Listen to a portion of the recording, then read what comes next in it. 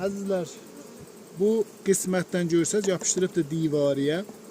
Yəni bu cür balları götürmək özü elə çətindir ki, onu salim götürmək. Hələ bu qismətdən də kəsim. Qoy görək bu hardan ayrılacaq. Deyəsən ayrıldıq buradan. Oy dədə. Nədir eləyək? Oy dədə. Buradan bu üçün təmizdir.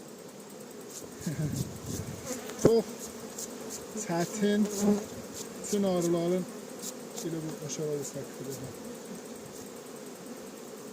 Bu yüzden de.